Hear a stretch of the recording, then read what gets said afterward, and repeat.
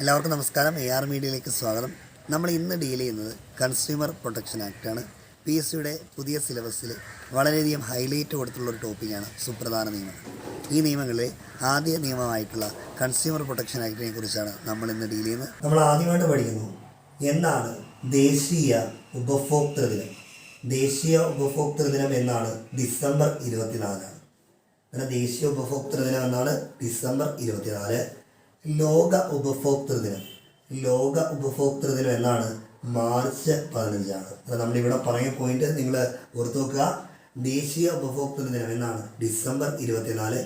ലോക ഉപഭോക്തൃ ദിനം എന്നാണ് മാർച്ച് 15. നമ്മുടെ ഈ ടോപ്പിക്കുമായി ബന്ധപ്പെട്ട് PSCയുടെ പ്രീവിയസ് ചോദ്യം, ഇന്ത്യയിൽ ആദ്യമായിട്ട് ഉപഭോക്തൃ സംരക്ഷണ നിയമം എന്നാണ് പാസ്സാക്കിയത്? ആദ്യമായി. ഓക്കെ, ഇതിൽ ആദ്യമായി എന്നാണ് നോക്കുമ്പോൾ 1986. മാറിപ്പോരുത് കേട്ടോ. ഇതിൽ 1986 ഇന്ത്യയിൽ ആദ്യമായി ഉപഭോക്തൃ സംരക്ഷണ നിയമം എന്നാണ് പാസ്സാക്കിയത്? 1986. ഇനി നമ്മൾ ഈ നിയമത്തിൻ്റെ നിലവിലെ പ്രസക്തി എന്താണെന്നാണ് ചോദ്യം പറയാൻ പോകുന്നത്. എന്നാൽ ഇന്ത്യയിൽ ആദ്യമായി ഉപഭോക്തൃ സംരക്ഷണ നിയമം വന്നത് 1986. പക്ഷേ ഈ നിയമം ആദ്യമായിട്ട് ഭേദഗതി ചെയ്ത വർഷം എന്നാണ് അമെൻഡ് ചെയ്തത്. ഓക്കെ, എന്നാൽ ഏത് വർഷമാണ് അമെൻഡ് ചെയ്തത്? 2019. എന്നാൽ ഇത് രണ്ടും തമ്മിൽ മാറിപ്പോരുത് കേട്ടോ. എന്നാൽ നമ്മുടെ ഇന്ത്യയിൽ ആദ്യമായി ഉപഭോക്തൃ സംരക്ഷണ നിയമം വന്ന 1986 ഈ നിയമം ആദ്യമായിട്ട് ഭേദഗതി ചെയ്തത് കേട്ടോ. എന്നാണ് ഭേദഗതി ചെയ്തത്? എന്നാ 2019. എന്നാൽ നമ്മളിവിടെ പരിചയപ്പെട്ട ചോദ്യങ്ങൾ: ദേശീയ ഉപഭോക്തൃ ദിനം ഡിസംബർ 24, ലോക ഉപഭോക്തൃ ദിനം മാർച്ച് 15, ഇന്ത്യയിൽ ആദ്യമായി ഉപഭോക്തൃ സംരക്ഷണ നിയമം വന്നത് 1986. ഈ നിയമം എന്നാണ് ഭേദഗതി ചെയ്തത്? 2019. നമ്മുടെ ഈ 2019 അമെൻമെൻറ്റിൽ നിന്നാണ് നമുക്ക് ഈ ടോപ്പിക്കിൽ നിന്ന് നമ്മൾ പ്രതീക്ഷിക്കപ്പെടുന്ന ചോദ്യം വരാൻ സാധ്യതയുള്ളത്. എന്നാൽ നമ്മുടെ ഈ അമെൻമെൻറ്റുമായി ബന്ധപ്പെട്ട് നിങ്ങൾ ഓർത്ത് വെക്കേണ്ട 4 ഡേറ്റുകളുണ്ട്. വളരെ ഇമ്പോർട്ടൻ്റ് ആണ്, വെരി ഇമ്പോർട്ടൻ്റ് ആണ് 4 ഡേറ്റുകൾ. ഓക്കെ, നമുക്കറിയാം നമ്മൾ ആദ്യമായിട്ട് ലോക്സഭ പാസ്സാക്കി.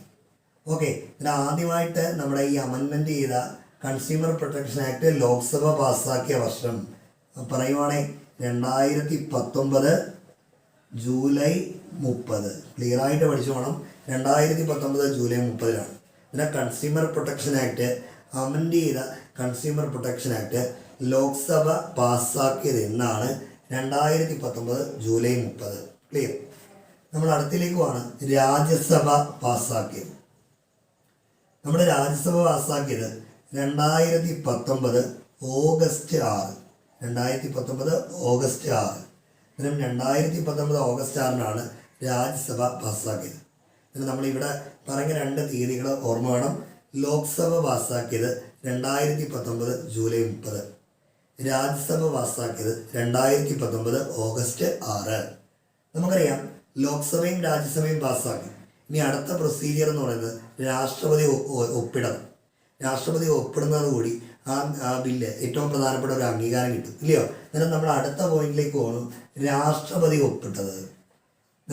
രാഷ്ട്രപതി ഒപ്പിട്ടത് എന്നാ വളരെ എളുപ്പമാണ് പഠിക്കാൻ. ഒരു 3 ദിവസം കൂടെ കഴിഞ്ഞാൽ 2019 ഓഗസ്റ്റ് 9. ഓക്കെ, ഒപ്പിട്ട ഡേറ്റ് ഓർക്കാൻ എളുപ്പമാണ്.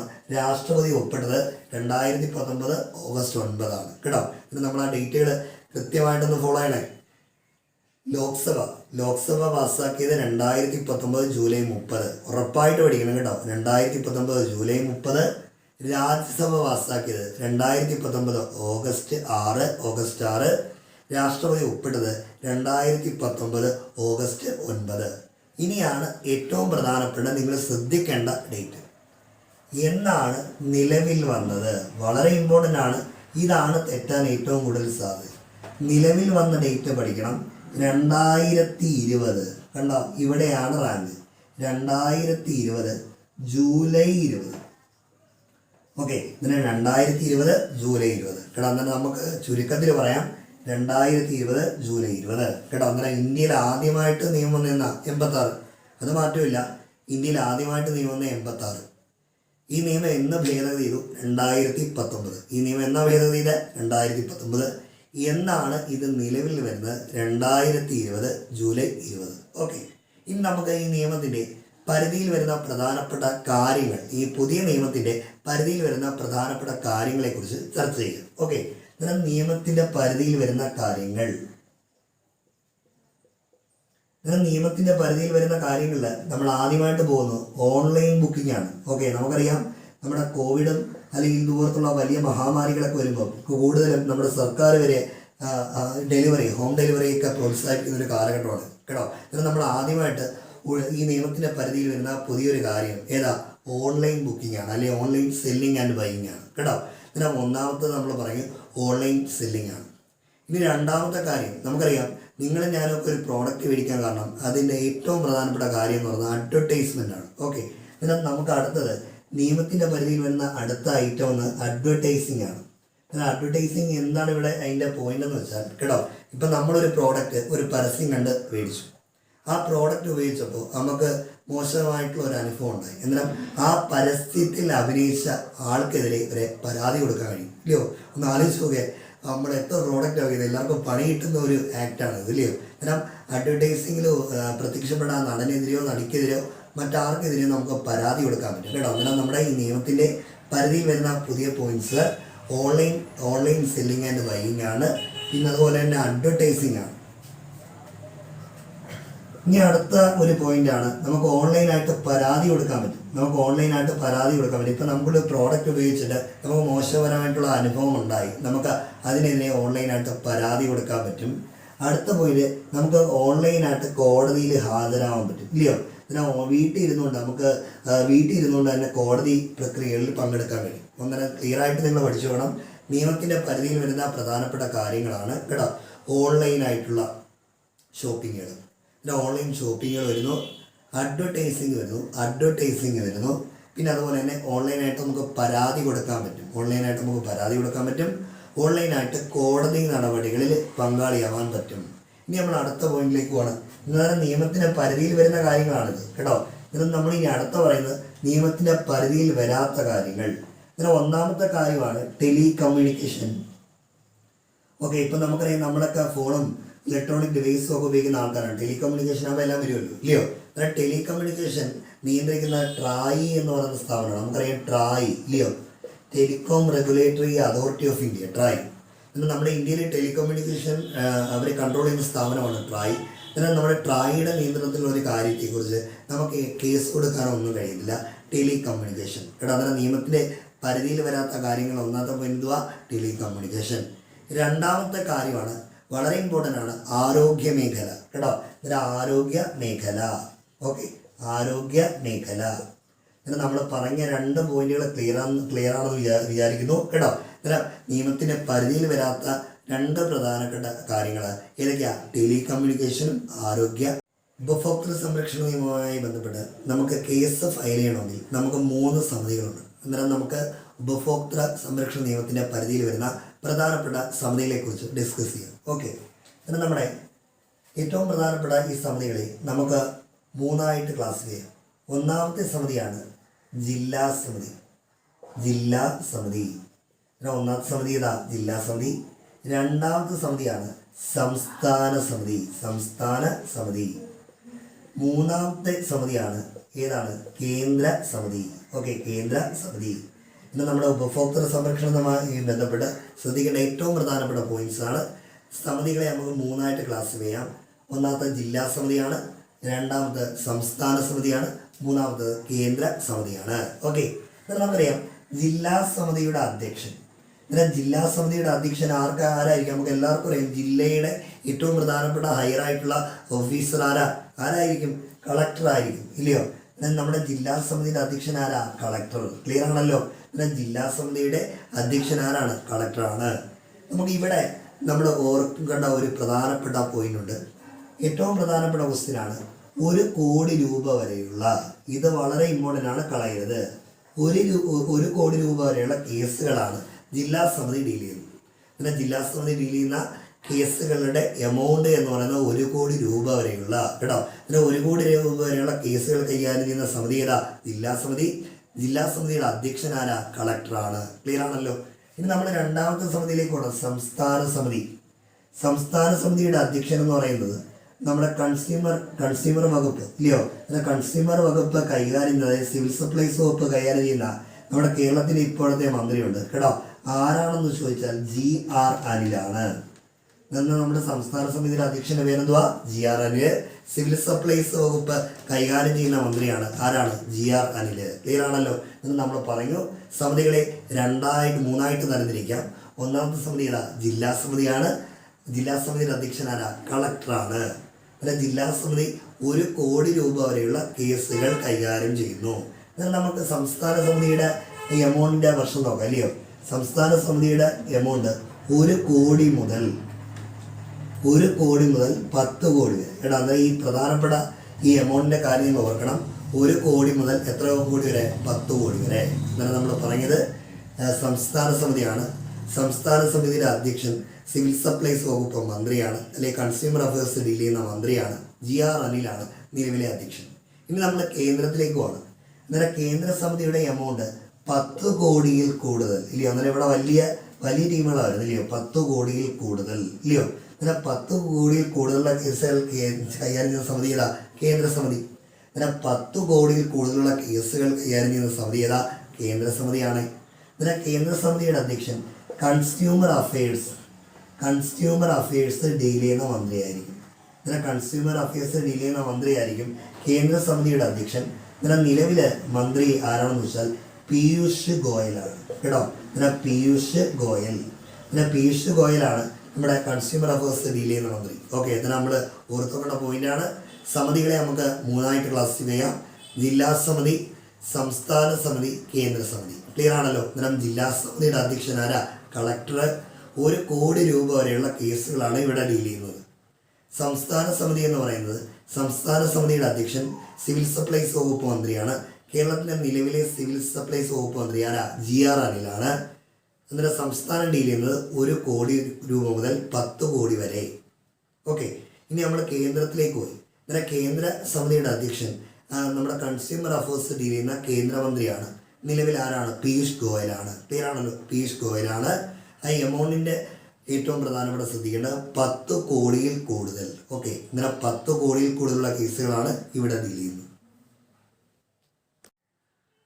നമ്മളിനി പറയാൻ പോകുന്നത് കൺസ്യൂമർ പ്രൊട്ടക്ഷൻ ആക്ട് പ്രകാരം നമ്മൾ ഒരു കേസ് ഫയൽ ചെയ്തു. ഇപ്പം ഞാൻ ഒരു കേസ് ഫയൽ, ഇപ്പോൾ ഒരു പ്രോഡക്റ്റ് ഞാൻ ഉപയോഗിച്ചിട്ട് എനിക്ക് അത് കറക്റ്റായിട്ടുള്ള സർവീസ് അതിനകത്ത് നിന്ന് എനിക്ക് കിട്ടിയില്ല. ഞാനൊരു കേസ് ഫയൽ ചെയ്തു. അങ്ങനെ കേസ് ഫയൽ ചെയ്തപ്പോൾ എനിക്ക് അവിടെ നിന്നും ഈ സമിതികളിൽ നിന്നും തൃപ്തികരമായിട്ടുള്ള മറുപടിയല്ല ലഭിച്ചത്. അന്നേരം ഞാൻ എന്ത് ചെയ്യും? അപ്പീൽ കൊടുക്കും. നമുക്കറിയാം വിവരാവകാശമൊക്കെ നമുക്ക് തൃപ്തികരമല്ലെങ്കിൽ നമ്മൾ അപ്പീൽ കൊടുക്കും. അതുപോലെയുള്ളൊരു പ്രൊവിഷൻ നമ്മളിവിടെ കൺസ്യൂമർ പ്രൊട്ടക്ഷൻ ആക്ടിലുണ്ട്. ഓക്കെ, അന്നേരം നമ്മളിവിടെ പറയുന്നത് അപ്പീലുമായി ബന്ധപ്പെട്ട ഒരു കാര്യങ്ങളാണ്. ഓക്കെ, ഡീൽ ചെയ്യാം കേട്ടോ. അന്നേരം ഞാൻ ജില്ലാ സമിതിയിലെ ഒരു കേസ് കൊടുത്തു കേട്ടോ. അന്നേരം ജില്ലാ സമിതിയിൽ നിങ്ങളിങ്ങനെ ഓർത്ത് വെച്ചാൽ ഞാൻ ജില്ലാ സമിതിയിൽ ഒരു കേസ് കൊടുത്തു കേട്ടോ. പക്ഷേ അതിന് തൃപ്തികരമായിട്ടുള്ള മറുപടി എനിക്ക് കിട്ടിയില്ല. ഞാൻ സംസ്ഥാനത്തേക്ക് പോയി.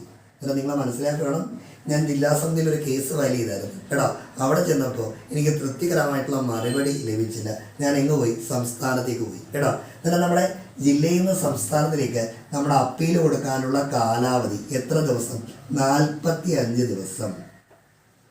നിങ്ങൾ ഓർത്ത് നോക്കണം. നിങ്ങൾ ഇങ്ങനെ ഓർത്ത് വെച്ചാൽ ജില്ലാ സമിതിയിൽ നിന്ന് സംസ്ഥാന സമിതിയിലേക്ക് അപ്പീൽ കൊടുക്കണമെങ്കിൽ എത്ര ദിവസം? 45 ദിവസം. ഓക്കെ, അന്നേരം 45 ദിവസത്തിനകത്ത് നമ്മൾ കൊടുത്തിരിക്കണം. ഇനി നമ്മൾ അടുത്തേക്ക് പോവാം. ഞാൻ സംസ്ഥാനത്ത് പോയിട്ടോ. പിന്നെ സംസ്ഥാനത്ത് എൻ്റെ കേസ് പരിഗണിച്ചു. സംസ്ഥാനത്ത് നിന്ന് മോശമായിട്ടുള്ള ഒരു ഫീഡ്ബാക്കാണ് എനിക്ക് കിട്ടിയത്. അന്നേരം ഞാൻ സംസ്ഥാനത്ത് നിന്ന് എങ്ങോട്ട് പോയി? കേന്ദ്രത്തിലേക്ക് പോയി. അന്നേരം ഞാൻ കേന്ദ്രത്തിലേക്ക് പോയപ്പോൾ അപ്പീൽ കൊടുക്കാൻ ഇടുങ്ങി കിട്ടുന്ന ദിവസം എത്ര ദിവസം? 30 ദിവസമാണ്. അന്നേരം മാറിപ്പോരുത്. അന്നേരം ജില്ലയിൽ നിന്ന് സംസ്ഥാനത്തേക്ക് അന്നേരം ജില്ലാ സമിതിയിൽ നിന്ന് സംസ്ഥാന സമിതിയിലേക്ക് ഒരു അപ്പീൽ കൊടുക്കണം എത്ര ദിവസം? 45 ദിവസം. സംസ്ഥാന സമിതിയിൽ നിന്ന് കേന്ദ്ര സമിതിയിലേക്ക് ഒരു അപ്പീൽ കൊടുക്കണം എത്ര ദിവസം? 30 ദിവസം. ക്ലിയർ ആണല്ലോ. ഇനി നമ്മൾ അടുത്തയിലേക്ക് പോവാണ്. ഞാൻ കേന്ദ്രത്തിലും പോയിട്ടോ. അന്നേരം കേന്ദ്ര സമിതിയിൽ പോയപ്പം അവിടുന്ന് എനിക്ക് തൃപ്തികരമായിട്ടുള്ള മറുപടിയല്ല കിട്ടിയത്. ഞാൻ ഇങ്ങോട്ട് പോയി, നമ്മുടെ ഇന്ത്യയുടെ പരമോന്നത നീതിപീഠമായ സുപ്രീം കോടതിയിലേക്ക് പോയി കേട്ടോ. ഇത് നിങ്ങളെ ഏറ്റവും കൂടുതൽ മനസ്സിലാക്കേണ്ട ഒരു പോയിന്റാണ് കേട്ടോ. ഇതിന് കേന്ദ്രത്തിന് നമ്മൾ കൊടുക്കുന്ന കേസ് ഡീൽ ചെയ്യാൻ പറ്റില്ലെങ്കിൽ ഇതിൻ്റെ ഫൈനൽ ഡിസിഷൻ ആരാണ് എടുക്കുന്നത്? സുപ്രീം കോടതിയാണ്. പിന്നെ നമ്മുടെ കേന്ദ്ര സമിതിയിൽ നിന്ന് സുപ്രീം കോടതിയിലേക്ക് നമുക്ക് അപ്പീൽ കൊടുക്കാനുള്ള കാലാവധി എത്ര ദിവസം? 30 ദിവസം. വളരെ ഇമ്പോർട്ടൻ്റ് ആണ് 30 ദിവസം. നമ്മൾ പറഞ്ഞത് നിങ്ങൾ ഇങ്ങനെ ഓർത്ത് വെച്ചാൽ ഇങ്ങനെ ഓർക്കുകയാണെങ്കിൽ പെട്ടെന്ന് കിട്ടും കേട്ടോ. ജില്ലാ സംസ്ഥാനം 45 ദിവസം കേട്ടോ. അന്നേരം ജില്ലാ സംസ്ഥാനം 45 ദിവസം. സംസ്ഥാനം കേന്ദ്രം എത്ര ദിവസം? 30 ദിവസം. കേന്ദ്ര സമിതിയിൽ നിന്ന് നമ്മുടെ സുപ്രീം കോടതിയിലേക്ക് എത്ര ദിവസം? 30 ദിവസം. എന്നാൽ നമുക്ക് ഇവിടെ ഒരു കൺക്ലൂഷനിൽ എത്താൻ പറ്റും. നമ്മുടെ ഇന്ത്യയിലെ ഏറ്റവും വലിയ അപ്പീൽ കോടതി ഏതാ? സുപ്രീം കോടതിയാണ്. എന്നാൽ അതുപോലെ തന്നെ നമ്മുടെ കൺസ്യൂമർ പ്രൊട്ടക്ഷൻ ആക്ടിൻ്റെ ഏറ്റവും വലിയ അപ്പലൈറ്റ് ആയിട്ടുള്ള അതോറിറ്റി ഏതാ? സുപ്രീം കോടതിയാണ്. എന്നാൽ നമ്മുടെ കൺസ്യൂമർ പ്രൊട്ടക്ഷൻ ആക്ട് ഏറ്റവും അവസാന വിധി ആരുടേതാണ്? സുപ്രീം കോടതിയുടെയാണ്. എന്നാൽ നമുക്ക് ഇനി ഇവിടെ ഒരു പ്രൊവിഷനുണ്ട്. നമുക്കറിയാം നമ്മൾ ഇപ്പോഴത്തെ കേസുകൾ കോടതിക്ക് വെളിയിലാണ് കൂടുതലും ഡീൽ ചെയ്യുന്നത്. ഔട്ട് ഓഫ് കോർട്ട് സെറ്റിൽമെൻറ്റ് എന്നാണ് അതിനെ വിളിക്കുന്ന പേര്. പല സിനിമകളിലും നമ്മളിത് കണ്ടിട്ടുണ്ട്. എന്നാൽ നമ്മളത് പറഞ്ഞു വരുന്നത് നമ്മുടെ ഈ ഔട്ട് ഓഫ് കോർട്ട് സെറ്റിൽമെൻറ്റ് ഏതെങ്കിലും കേസിൽ നടത്തുകയാണെങ്കിൽ, വളരെ ഇമ്പോർട്ടൻ്റ് ആണ് ഈ ചോദ്യം, ഔട്ട് ഓഫ് കോർട്ട് സെറ്റിൽമെൻറ്റ് ഏതെങ്കിലും കേസിൽ നടത്തുകയാണെങ്കിൽ പിന്നീട് അപ്പീൽ അധികാരം ഉണ്ടായിരിക്കുന്നതല്ല. വളരെ ഇമ്പോർട്ടൻ്റ് ആണ്. എന്നാൽ നമ്മുടെ ഔട്ട് ഓഫ് കോർട്ട് സെറ്റിൽമെൻറ്റ് വഴി ഏതെങ്കിലും ഒരു കേസ് നമ്മൾ ഡീൽ ചെയ്യുകയാണെങ്കിൽ പിന്നീട് എന്തില്ല? അപ്പീൽ അധികാരമില്ല. അതുപോലെ തന്നെ നമുക്ക് 2 വർഷത്തിനുള്ളിൽ കേട്ടോ, അത് ഈ പീരീഡ് വളരെ ഇമ്പോർട്ടൻ്റ് ആണ്. 2 വർഷത്തിനുള്ളിൽ ഒരു പ്രോഡക്റ്റ് ഉപയോഗിച്ച് 2 വർഷത്തിനുള്ളിൽ ഉണ്ടാകുന്ന നഷ്ടങ്ങൾക്ക് മാത്രമേ പരാതി നൽകാൻ കഴിയും കേട്ടോ. എന്നാൽ വളരെ ഇമ്പോർട്ടൻ്റ് ആണ് ഈ 2 വർഷം. 2 വർഷം എന്നാണ് നിങ്ങൾ ഒന്നും കൂടെ ഓർത്തു വെച്ചോണം. 2 വർഷത്തിനുള്ളിൽ സംഭവിക്കുന്ന നഷ്ടങ്ങൾക്ക് ഈ നിയമം ബാധിക്കുകയുള്ളൂ കേട്ടോ. അങ്ങനെ നിങ്ങൾ ഓർക്കണം, ഈ നിയമത്തിൻ്റെ കാലാവധി അല്ലെങ്കിൽ നമ്മളൊരു പ്രോഡക്റ്റ് ഉപയോഗിക്കുമ്പോൾ നമുക്കുണ്ടാകുന്ന ലോസ് അത് മീറ്റ് ചെയ്യണമെങ്കിൽ നമുക്ക് എത്ര വർഷത്തിനുള്ളിൽ കൊടുക്കണം? 2 വർഷത്തിനുള്ളിൽ. വളരെ ഇമ്പോർട്ടൻ്റ് ആണ്, 2 വർഷത്തിനുള്ളിൽ.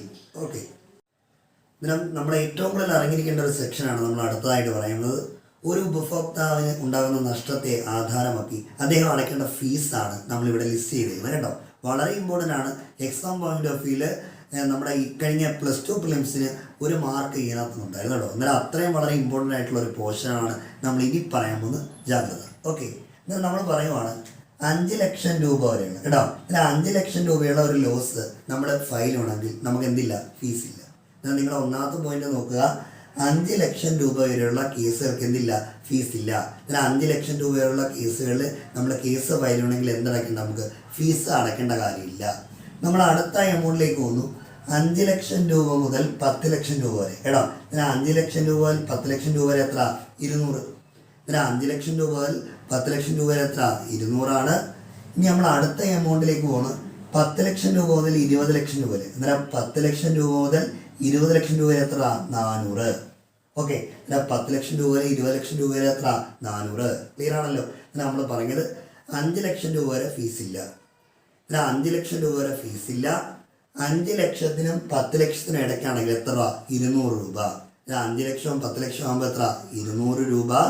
അടുത്ത പോയിന്റ് 10 ലക്ഷവും 20 ലക്ഷത്തിനും ഇടയ്ക്കാണെങ്കിൽ എത്ര? 400 രൂപ കേട്ടോ. ഇനി നമ്മൾ അടുത്തയിലേക്ക് പോവാണ്. അടുത്ത 20 ലക്ഷത്തിനും 50 ലക്ഷത്തിനും ഇടയ്ക്ക്. അതായത് 20 ലക്ഷത്തിനും 50 ലക്ഷത്തിനും ഇടയ്ക്ക്. അന്നേരം ഓർക്കണം, 20 ലക്ഷത്തിനും 50 ലക്ഷത്തിനും ഇടയ്ക്ക് എത്ര? 1000 രൂപ.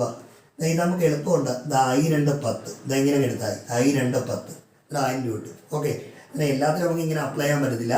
എന്നാൽ 20 ലക്ഷത്തിനും 50 ലക്ഷത്തിനും ആകുമ്പോൾ എത്ര? 1000 രൂപ. ഓക്കെ, എന്നാൽ നിങ്ങൾ ഇത്രയും നമ്മുടെ എക്സാം പോയിന്റ് ഓഫ് വ്യൂ നമ്മൾ ഇത്രയെങ്കിലും ഓർത്ത് നോക്കണം കേട്ടോ. എന്നാൽ നിങ്ങൾ ഓർക്കണം, 5 ലക്ഷം രൂപ വരെയുള്ള കേസുകൾക്ക് ഫീസില്ല. 5 ലക്ഷം രൂപ മുതൽ 10 ലക്ഷം രൂപ വരെ എത്ര? 200 രൂപയാണ്. 10 ലക്ഷം രൂപ മുതൽ 20 ലക്ഷം രൂപ എത്ര? 400 രൂപയാണ്. 20 ലക്ഷം രൂപ മുതൽ 50 ലക്ഷം രൂപ എത്ര? 1000 രൂപ. നിങ്ങൾ നമ്മൾ ഇനി ഏറ്റവും കൂടുതൽ ഇതൊക്കെ അനുബന്ധമായിട്ട് നിങ്ങൾ നോക്കണം. ഇതൊന്നും അത്രയും മസ്റ്റൊന്നുമല്ല, അതുകൊണ്ടാണ് ഞാൻ മെൻഷൻ ചെയ്യാത്തത്. ഇനി നമ്മൾ ഏറ്റവും അവസാനം ഇടിയിക്കുന്ന ഫിഗർ നിങ്ങൾ നമ്മളെ ബോഡി കണ്ടല്ലോ, 10 കോടിയിൽ കൂടുതൽ കേട്ടോ. അത് വളരെ ഇമ്പോർട്ടൻ്റ് ആണ്. 10 കോടിയിൽ കൂടുതലുള്ള കേസുകൾക്ക് അപേക്ഷകൻ അടയ്ക്കേണ്ട ഫീസ് എത്ര? 7500 രൂപ കേട്ടോ. അന്നേരം 7500 രൂപയാണ് കേട്ടോ പരമാവധി ഫീസ് തുക. ചിലപ്പോൾ അങ്ങനെ ചോദ്യം ചോദിക്കാം. കൺസ്യൂമർ പ്രൊട്ടക്ഷൻ ആക്ടിൻ്റെ ഏറ്റവും വലിയ ഉയർന്ന തുക, പരമാവധി തുക എത്രയാണ്? 7500 കേട്ടോ. എന്നാൽ 10 കോടിയിൽ കൂടുതൽ എത്ര? 7500. എന്നാൽ 10 കോടിയിൽ കൂടുതൽ എത്ര? 7500. നമുക്ക് മറ്റുള്ള കാര്യങ്ങളോട് ഒന്ന് വാങ്ങിച്ചങ്ങ് വിടാം. നിങ്ങളൊന്ന് ഓർത്ത് വെച്ചാൽ മതി കേട്ടോ. നമ്മളിവിടെ പറയുന്നത് 5 ലക്ഷം രൂപ വരെ ഫീസില്ല. 5 ലക്ഷം രൂപ 10 ലക്ഷം രൂപ വരെ എത്ര 200 രൂപ. 10 ലക്ഷം രൂപ മുതൽ 20 ലക്ഷം വരെ എത്ര 400 രൂപ. 20 ലക്ഷം രൂപ മുതൽ 50 ലക്ഷം വരെ എത്ര 1000 രൂപ. അടുത്തത് 50 ലക്ഷം മുതൽ 1 കോടി വരെ എത്ര 2000 രൂപ. കേട്ടോ, എന്നാൽ 50 ലക്ഷം മുതൽ 1 കോടി എത്ര 2000 രൂപ. പിന്നെ 50 ലക്ഷം മുതൽ 1 കോടി എത്ര 2000 രൂപ. 1 കോടി മുതൽ 2 കോടി വരെ, എന്നാൽ 1 കോടി മുതൽ 2 കോടി വരെ എത്ര 2500. പിന്നെ 1 കോടി മുതൽ 2 കോടി വരെ എത്ര 2500. ഇനി നമ്മൾ അടുത്ത പോയിന്റ് 2 കോടി മുതൽ 4 കോടി വരെ, ഇല്ലയോ? 2 കോടി മുതൽ 4 കോടി വരെ എത്ര 3000. അന്നേരം 2 കോടി മുതൽ 4 കോടി വരെ എത്ര 3000. ഇനി നമ്മൾ അടുത്തേക്ക് പോവാണ് 4 കോടി മുതൽ 6 കോടി വരെ. 4 കോടി മുതൽ 6 കോടി വരെ എത്ര 4000. അന്നേരം 4 കോടി മുതൽ 6 കോടി വരെ എത്ര 4000. അടുത്തത് 6 കോടി മുതൽ 8 കോടി വരെ എത്ര 5000. 6 കോടി മുതൽ 8 കോടി വരെ എത്ര 5000. 8 കോടി മുതൽ 10 കോടി വരെ എത്ര 6000. ഒരു പൂജ്യത്തിന് ഓർമ്മയുണ്ട് 6000. ഓക്കെ, എന്നാൽ 8 കോടി മുതൽ 10 കോടി വരെ എത്ര 6000. എന്നാൽ നമുക്ക് ഇതിനകത്ത് നിന്ന് കൺക്ലൂഡ് ചെയ്യുന്ന പോയിന്റ് എന്ന് പറയുന്നത് 5 ലക്ഷം രൂപ വരെ എന്തോ ഫീസില്ല. അതുപോലെ തന്നെ 5 ലക്ഷം രൂപ മുതൽ 10 ലക്ഷം രൂപ എത്ര 200 രൂപ. പരമാവധി ഫീസ് എത്രയാണ് 7500. പരമാവധി ഫീസ് എത്ര 7500. ക്ലിയർ? കാരണം നമ്മളെന്നും പറയുന്ന പോലെ നിങ്ങൾക്ക് ക്ലാസ് ഉപകാരപ്പെട്ടുണ്ടെങ്കിൽ മറ്റുള്ളവർക്ക് ഷെയർ ചെയ്യുക, സബ്സ്ക്രൈബ് ചെയ്യുക, ലൈക്ക് ചെയ്യുക, ഞങ്ങളെ പ്രോത്സാഹിപ്പിക്കുക.